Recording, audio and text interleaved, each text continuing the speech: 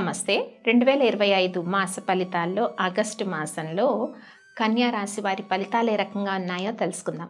కన్యా రాశి వారికి ముఖ్యంగా ఎవరైతే బిజినెస్ పార్ట్నర్లో అంటే పార్ట్నర్షిప్స్లో ఉంటారు కదా, వాళ్ళకి కొంత ఈ పార్ట్నర్షిప్లో ఉండే అగ్రిమెంట్స్ కానీ లేకపోతే అండర్స్టాండింగ్ విషయాల్లో కొద్దిగా జాప్యం ఏర్పడవచ్చు, క్లారిటీ మిస్ అవ్వచ్చు.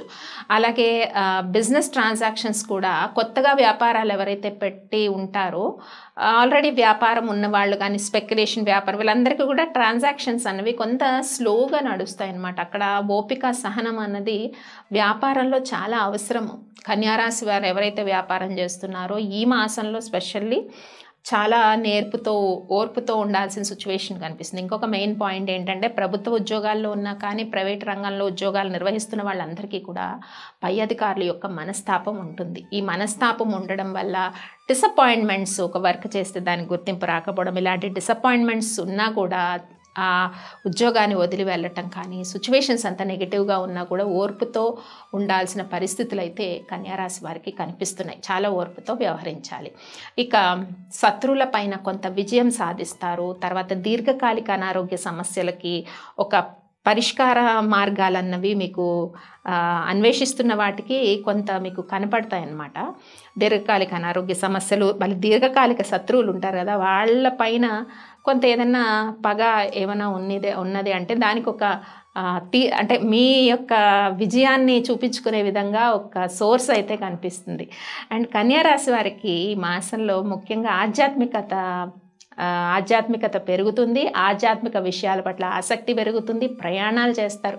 ముఖ్యంగా ప్రయాణాలు ఎలా ఉంటాయి, గుళ్ళు, గోపురాలు, తీర్థయాత్రలు ఇలాంటి ట్రావెల్స్ చేయటానికి ఇష్టపడతారు. ఇలా చేసినందువల్ల చాలా వరకు మానసిక ఒత్తిడి ఏదైతే ఉంటుందో అది తగ్గుముఖ పట్టడానికి అవకాశం ఉంది. ఇంక ఉద్యోగ ప్రయత్నాలు చేసేవారికి ఆగస్టు 18 వరకు కూడా మీ ప్రయత్నాలు సఫలీకృతం అవుతాయి. ఇంకా ఆగస్టు 18, 19 తర్వాత కొంత జాప్యం అయ్యి సో నాకు ఇది అనుకున్నది అవ్వలేదో అని చెప్పి డిస్కరేజ్ అవ్వడం అలాంటి సిచ్యువేషన్స్ ఉంటాయి. కాబట్టి జాగ్రత్తగా చూసుకోండి నిరుద్యోగులు ఎవరైతే ఉంటారో. ఇక ఖర్చుల విషయానికి వస్తే అండ్ లగ్జరీస్ కానీ ఖర్చులు కానీ వినోదాలు కానీ ఇవన్నీ కూడా ఈ మాసంలో చక్కగా ఉంటాయి.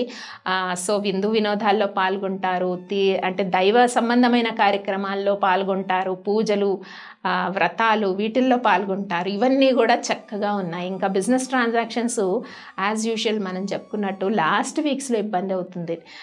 అంటే ఆగస్ట్ 21 తర్వాత వ్యాపార లావాదేవీలు ఇందాక స్లోగా ఉంటాయని పాయింట్ చెప్పుకున్నాం కదా, బిజినెస్ లాసెస్ కానీ ఇవన్నీ అన్నమాట. సడన్గా బిజినెస్ పార్ట్నర్స్ వితౌట్ ఇంటిమేషన్ వెళ్ళిపోవడం కానీ లేకపోతే సోలో ప్రొప్రైటర్షిప్లో కూడా ఇబ్బందులు రావటము ఇలాంటి సిచ్యువేషన్స్ వ్యాపార లావాదేవీల విషయంలో ఉంటుంది. ఇక సో కోపము, విసుగు ఈ మాసం అంతా కూడా కొద్దిగా ఇబ్బంది పెట్టే సిచ్యువేషనే ఉంది అని మనం చెప్పుకోవచ్చు.